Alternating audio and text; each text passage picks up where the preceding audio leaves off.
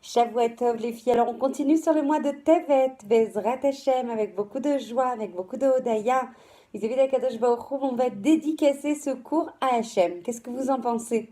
On dédie ce cours pour ton plaisir à Kadosh Baruch Hu, avec tous les bienfaits dont tu nous inondes toute la journée, dont Anachnon et dont on a le mérite, alors qu'en fait on mérite rien, par ton chesed atzum, Bezrat Hashem, que l'on puisse te causer du plaisir, que tu sois fier de nous et que par ce mérite immense, Bezrat Hashem, d'étudier ta Torah, on puisse mériter la Geoula Berachamim Miyad, Bezrat Hashem. Alors on continue sur le mois de Tevet dans lequel on s'inscrit. On disait à quel point, certes, il y a des forces shliliot et négatives qui sont inscrites dans ce mois, malgré tout notre travail en tant que juif d'action, c'est justement de transformer, de faire la révolution dans ce mois où s'inscrivent des choses qui ne sont pas forcément positives et de les transformer depuis leurs racines, depuis leur profonde identité,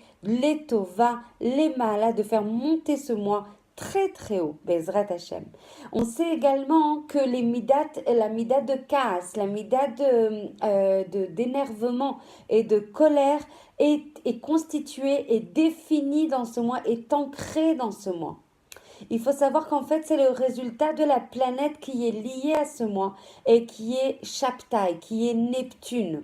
En fait, on doit rencontrer ce mois en connaissance de cause, en sachant que oui, il y a cette mida de colère particulièrement déterminante, particulièrement amplifiée. Et il faut venir rencontrer ce mois et cette mida de Kaas avec une forte volonté de travailler sur cette mida.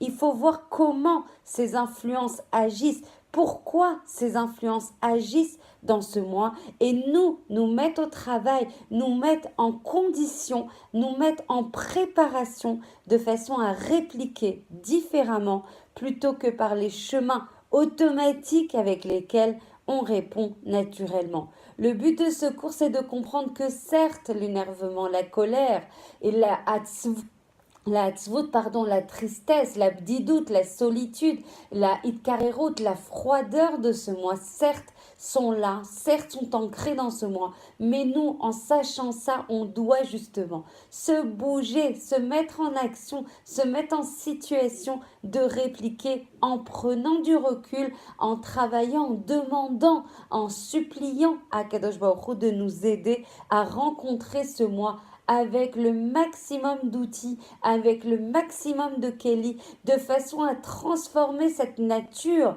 imprégnée dans ce mois en quelque chose de très bon, en quelque chose de plein de miséricorde, en quelque chose de joyeux, Bezrat Hashem. Il faut savoir que l'organe qui est constitutif du mois de Tevet, donc on a parlé de la lettre, on a parlé de la planète, on a parlé des forces qui s'inscrivent justement dans ce mois. Et il faut savoir que chaque mois, en fait, est relié à un organe du corps. Et l'organe qui représente le mois de Tevet, c'est lié au foie. Et comme vous le savez pour la plupart d'entre vous, c'est d'ailleurs restitué et partagé dans le cadre de la science et de la médecine chinoise, le foie c'est lié directement, comme par hasard, comme il n'y a pas de hasard, c'est directement lié à la colère.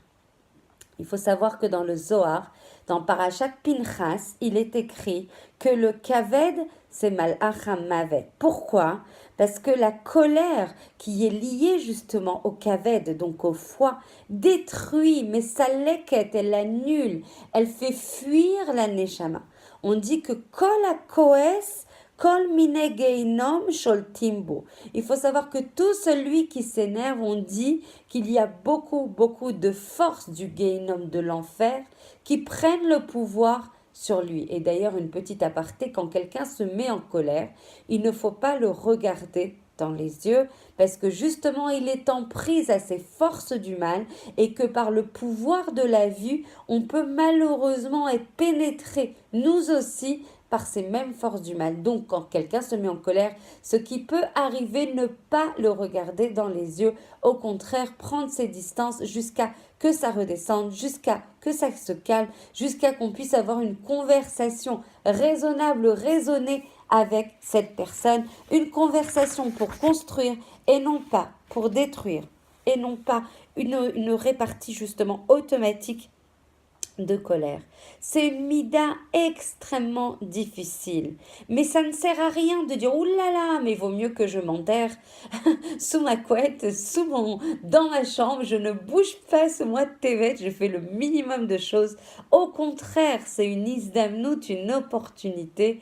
Ça sert à rien d'éviter cette mida de colère qui est contenue dans ce mois, mais au contraire, de la transformer. Et encore une fois, la question corollaire, subsidiaire, c'est comment on fait. Il est dit, Leolam yargiz adam et yetzer atov al yetzer hara. L'homme doit savoir que pendant ce mois de Tevet, il est face à une milchama, il est face à une guerre.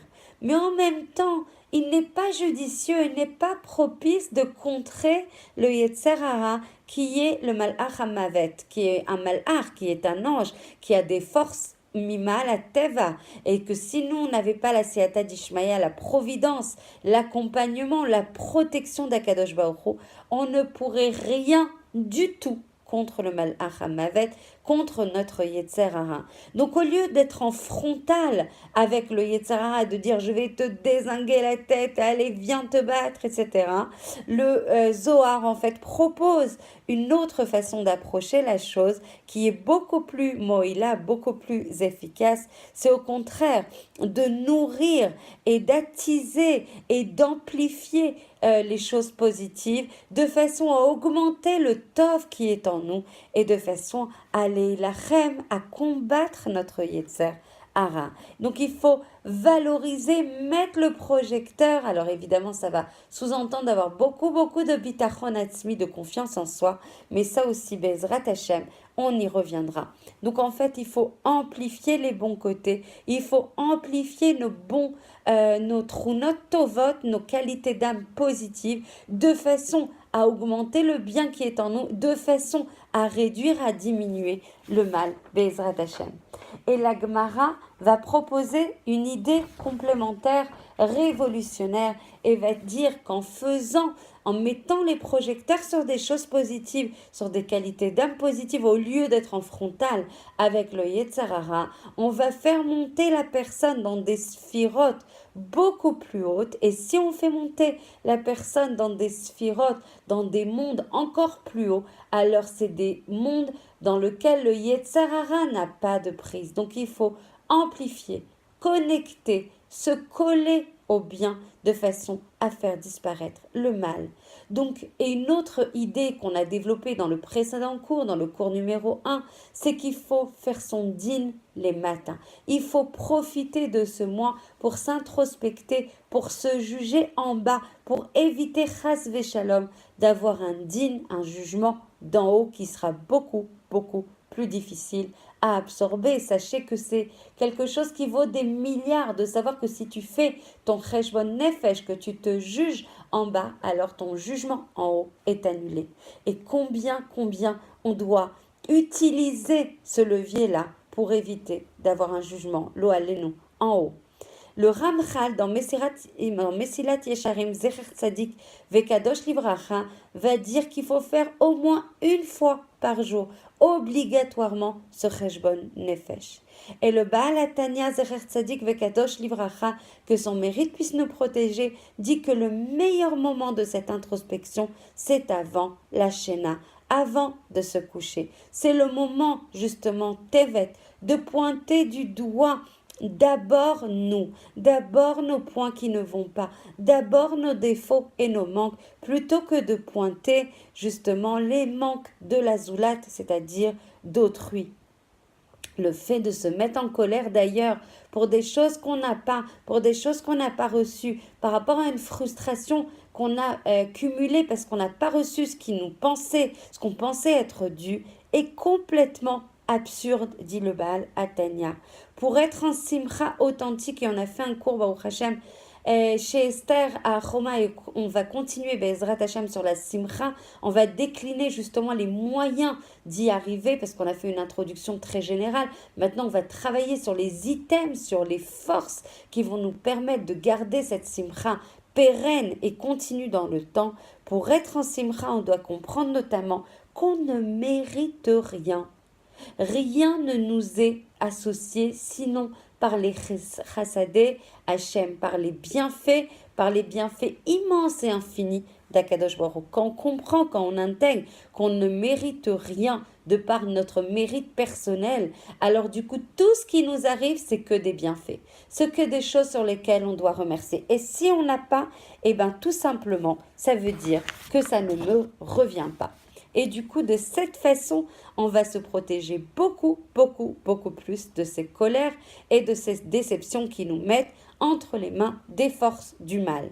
Chacun doit trouver pendant ce mois de Tevet des techniques pour se protéger de la colère, pour s'éloigner de la colère, pour se prémunir, Be'ezrat Hashem, de la colère, de façon à ce que on puisse profiter de ce mois de Tevet comme une opportunité de changement, comme une opportunité de faire la révolution dans notre intériorité, de rendre propice ce travail et de transformer ce mois qui nous paraît au premier abord négatif en quelque chose d'extrêmement positif, que l'on puisse avoir le mérite, Be'ezrat Hashem, d'avoir un mois rempli de rachamim, parce que justement, nous-mêmes, on se sera passé au crible de notre jugement pour éviter d'avoir un jugement là-haut, que l'on puisse avoir un mois rempli de bonnes nouvelles, que l'on puisse avoir un mois rempli de joie, que l'on puisse avoir un mois rempli d'avatrinam, que l'on puisse avoir un mois rempli de briout, de lumière, de Tvekut, de Torah, Bezrat Hashem, Lishma, que l'on puisse avoir des enfants Talmidei Chachamim, qui puissent illuminer notre peuple, Bezrat Hashem, et toutes les nations, avec que l'on puisse avoir la Géoula, Bezrat Hashem, Bekarov Mamash. Hashem, on t'en supplie du fond du cœur, c'est le moment là, c'est le moment de nous envoyer cette Géoula tant attendue. Aujourd'hui, du fond de mon cœur, avec beaucoup d'humilité et de simplicité, je vous dis aujourd'hui, encore une fois, je ne suis ni prophétesse, ni rabbinite, ni quoi que ce soit, de manière la plus simple et la plus authentique, aujourd'hui, il ne faut pas prier, il faut crier. Il faut crier Hachem Dai au malheur, Hachem, maintenant, faut nous envoyer la Géoula. Maintenant, sors-nous de ton exil pour ton nom, parce que tu l'as promis, parce que tu mérites aussi de revenir de ta galoute, parce que tu mérites toi aussi de résider dans Sion, reconstruite, Bezrat Hashem, que l'on puisse nous-mêmes mériter cette Géoula pratique, cette Géoula privée, et que l'on puisse arriver, accéder à la Géoula du Klal Israël, Berachamim, Miyad, immédiatement. Je vous embrasse très fort et je vous retrouve demain avec beaucoup de joie et de remerciements vis-à-vis d'Akadosh Baruch Hu.